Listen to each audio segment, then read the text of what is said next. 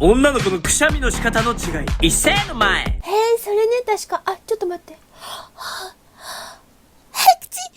ごめんね。特集。ちょっと最近花粉症でくしゃみ止まんないんだよね。それくしゃみ？女性の前。